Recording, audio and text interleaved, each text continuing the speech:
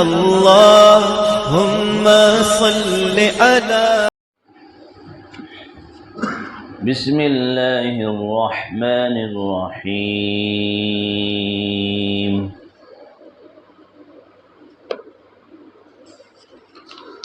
إنا أعطيناك الكوثر فصل لربك وانحر إن شانئك هو الأبتر صدق اللہ العظیم۔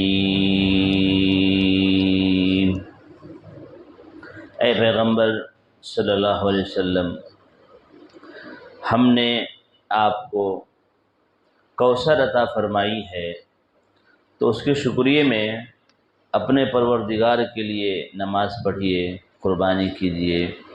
یقیناً آپ کا دشمن ہی بے نام و نشان رہے گا۔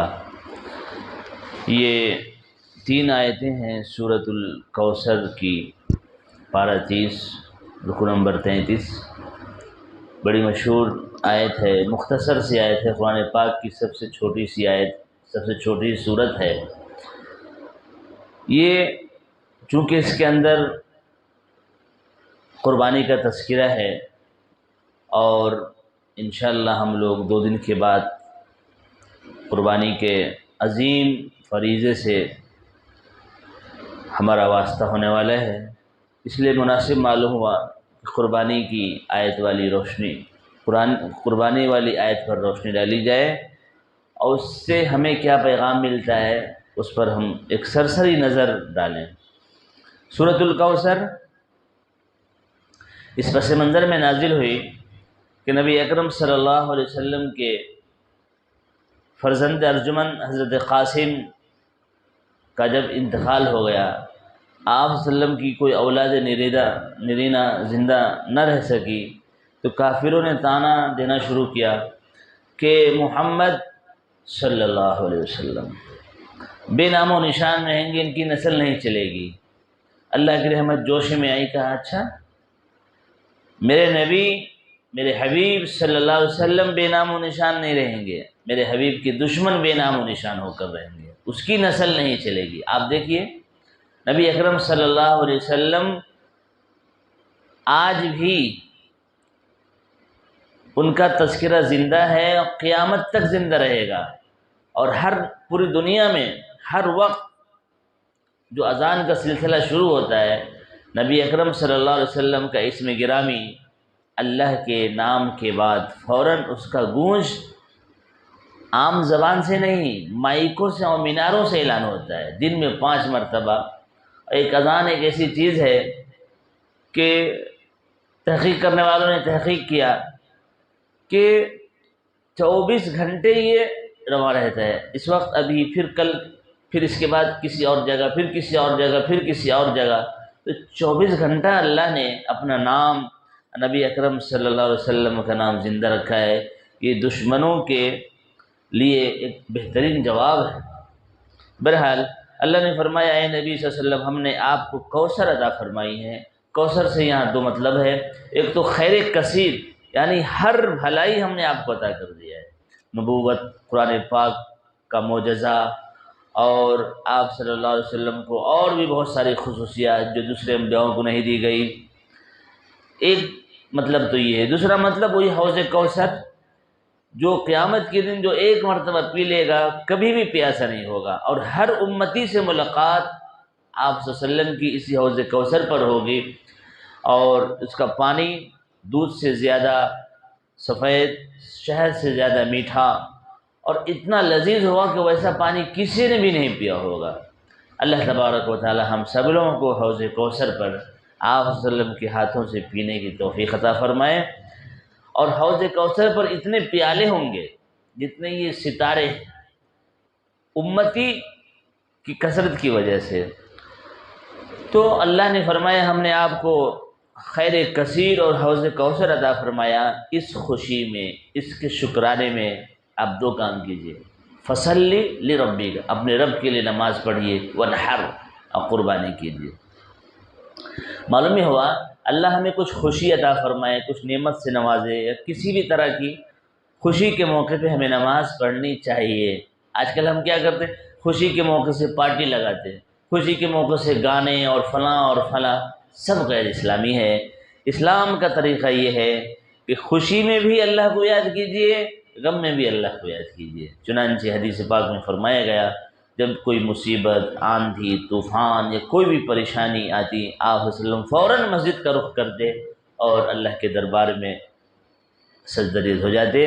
یہ اسلامی طریقہ۔ کتنی بڑی مصیبت ہم پر آئے تو بجائے اس کے کہ ہم اس پر تبصرہ کریں، اس کو میسیج بھیجیں، اس کو میسیج بھیجیں، آپ مشکل حل کرنے والے اللہ کے دربار میں ہاتھ پھیلائیے تو ہی مشکل حل ہوگا۔ یہ بہت بڑا پیغام ہے کہ مشکلوں کے وقت بھی ہم اللہ سے رجوع کرنا ہے، اور خوشی کے وقت بھی ہمیں شکرانے کے لیے اللہ کی طرف رجوع کرنا ہے۔ فرمایا ونحر، قربانی بھی کیجیے۔ بقرعید میں دو چیزیں ہیں، بقرعید پہلے نماز پھر قربانی۔ ایک شخص ہے نماز پڑھا ہی نہیں، یا نماز کا وقت ہوا ہی نہیں، اور نماز کے وقت سے پہلے ہی مثلا فجر کے وقت میں قربانی کر دیا تو اس کی نماز ہی نہیں ہوئی۔ کیوں؟ ترتیب کیا ہے؟ پہلے بقرعید کی نماز پھر قربانی۔ اللہ کے نبی صلی اللہ علیہ وسلم نے دل کھول کر قربانی دیا ہے، 100 اونٹ کی قربانی دیا ہے، جس میں سے 63 اونٹ کو خود اپنے مبارک ہاتھوں سے ذبح فرمایا، اور ہر اونٹ میں سے ایک ایک بوٹی برکت کے لیے رکھ لی، باقی سب کو تقسیم کر دیا۔ آج ہمارا کیا حال ہے؟ آج ہم سب کو فریج میں رکھ لیتے ہیں، تھوڑا بہت جو اچھا گوشت نہیں ہوتا، ہڈی ہوتی، ہم دوسروں کو تقسیم کرتے ہیں۔ ایسا مت کیجیے، اچھا مال تقسیم کیجیے۔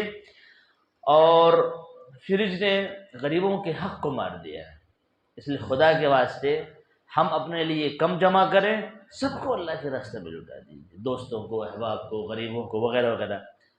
ونحر، قربانی کیجیے۔ ان شانئک هو الابتر، آپ کا دشمن ہی بے نام و نشان ہو کر رہے گا۔ آپ صلی اللہ علیہ وسلم کے دشمنوں کو آج کوئی نہیں جانتا، اور آپ صلی اللہ علیہ وسلم کو رہتی دنیا تک لوگ جانتے رہیں گے اور جان رہے ہیں۔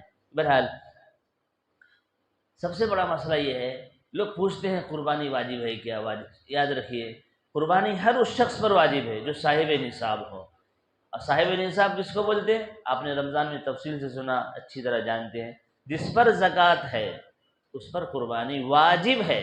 اگر ہم نہیں کریں گے تو اللہ کے نبی صلی اللہ علیہ وسلم نے ایک جگہ ارشاد فرمایا، مجھے اس سے کوئی مطلب نہیں کوئی یہودی ہو کے مرے یا نصرانی ہو کر مرے۔ یعنی قربانی واجب ہوتے ہوئے کوئی نہ کرے تو اس کے ایمان خاتمہ بالخیر ہونے میں خطرہ ہے۔ ہو سکتا ہے کہ غیر مذہب پر ہو کے میرے یہودیت، نصرانیت یا کسی اور چیز۔ اس لیے خدا کے واسطے اس بات کو سمجھنے کی کوشش کیجیے، قربانی کرنے سے خاتمہ بالخیر کی طرف اشارہ ہے۔ ایک جگہ فرمایا جس پر جو قربانی کی وسعت ہوتے ہوئے قربانی نہ کرے تو ہماری عیدگاہ کے قریب نہ آئے۔ کتنی سخت ناراضگی اللہ کے نبی صلی اللہ علیہ وسلم کی طرف سے۔ اس لیے خدا کے واسطے قربانی کا نظام بنائیں۔ اور تو جس پر زکوٰۃ واجب اس پہ قربانی واجب۔ صرف ایک تھوڑا سا فرق ہے، زکوٰۃ واجب ہونے کے لیے، زکوٰۃ کی ادائیگی کے لیے وہ مال آپ کے پاس 1 سال ہونا ضروری ہے، 1 سال کے بعد زکوٰۃ واجب ہے۔ لیکن قربانی کا عمل یہ ہے کہ اگر نصاب کے بقدر آپ کو 10ویں ذی الحجہ کو آ گیا، آپ کا پیسہ کہیں رکا ہوا تھا 40,000 50,000، اس دن آ گیا، قربانی واجب۔ 11ویں تاریخ کو آ گیا تو بھی قربانی واجب، 12ویں تاریخ کو آ گیا تو بھی قربانی واجب۔ لہذا اس میں ہم کوتاہی نہ کریں۔ اور تو کس پر صاحب نصاب کس کو بولتے ہیں؟ جس کے پاس 3 نصاب متعین کیا اللہ اور رسول پاک صلی اللہ علیہ وسلم نے اور شریعت نے۔ 7.5 تولہ جس کے پاس سونا ہو، ایک سونا کا ایک بھی آئٹم نہیں ہے تو چاندی 52.5 تولہ ہونا چاہیے۔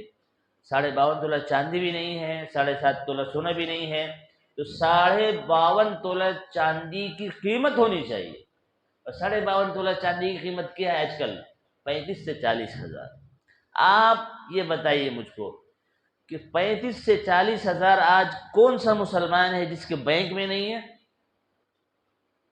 کون سا اسٹوڈنٹ ہے MBBS کا یا بڑے کالجوں کا جس کے اسکالرشپ اکاؤنٹ میں اتنا پیسہ نہیں ہے؟ 35 ہزار تقریباً رہتا ہی ہے۔ اس پر قربانی واجب ہے۔ ہماری کون سی بہن ایسی ہے، کون سی ماں ایسی ہے جس کے پاس 35 سے 40 ہزار کا مکس زیور نہیں ہے؟ کچھ سونا کا آئٹم، کچھ چاندی کا آئٹم، ہر ایک کے پاس ہے۔ اگر کسی کے پاس 1 تولہ سونا ہے اور چاندی کی 1 انگوٹھی بھی ہے تو دونوں کو ملائیے تو 50 ہزار کا تو سونا ہی ہو گیا، اور چاندی کا 400-500 روپے کا ہو گیا۔ تو جس کے پاس بھی 1 تولہ سونا ہے اور چاندی کا کچھ بھی آئٹم ہے، اس پر زکوٰۃ واجب ہے، اور آج کل قربانی واجب ہے۔ اگر قربانی کے واجب ہوتے ہوئے ہم نہیں کریں گے تو یاد رکھیے ہم بہت بڑی دولت سے محروم ہیں۔ اللہ کے نبی صلی اللہ علیہ وسلم نے یہ جگہ ارشاد فرمایا کہ قربانی کے دنوں میں جانور کا خون بہانے سے بڑھ کر کوئی عمل پسندیدہ نہیں ہے۔ اس لیے ہم میں کہ ہر شخص کو لازم ہے اپنے اپنے گھروں میں جا کر جائزہ لیں کہ ہماری ماں، بہن، بہو، بیٹیوں کے پاس 35-40 ہزار کا مکس زیور ہے کیا؟ ہے تو خوش دلی سے کر دیجئے، اور نہیں ہے تو کوئی مسئلہ نہیں ہے۔ اگر کسی کے پاس 6 تولہ سونا ہے اور چاندی کا 1 بھی آئٹم نہیں ہے، مسئلے کو ذہن میں رکھیے، 6 تولہ سونا اور 1 بھی آئٹم چاندی کا نہیں ہے تو اب اس پہ زکوٰۃ نہیں ہے، کیونکہ سونے کا نصاب نہیں ہوا۔ لیکن اگر 1 تولہ سونا ہے، چاندی کا کچھ بھی آئٹم ہو گیا، تو اب یہ سونے چاندی کا نصاب چونکہ مکس ہو گیا تو اب دونوں کو ملائیں گے کہ اس میں 52.5 تولہ چاندی خرید سکتے کیا؟ خرید سکتے ہیں۔ زکوٰۃ واجب ہے۔ اب زکوٰۃ واجب ہے تو قربانی بھی واجب ہے، لہذا خدا کے واسطے ہم ہیلے بہانے نہ کریں، قربانی کے عمل کو خوش دلی سے انجام دیں، اس کے بڑے فائدے ہیں۔ دعا ہے کہ اللہ تبارک و تعالیٰ پورے مسلمانوں کو، ہماری ماؤں کو، بہنوں کو، پوری دنیا کے مسلمان بھائیوں کو قربانی کا عمل خوش دلی کے ساتھ انجام دینے کی توفیق عطا فرمائے، اور اس میں آنے والی ہر رکاوٹوں کو اللہ دور فرمائے۔ آمین۔ بسم اللہ الرحمن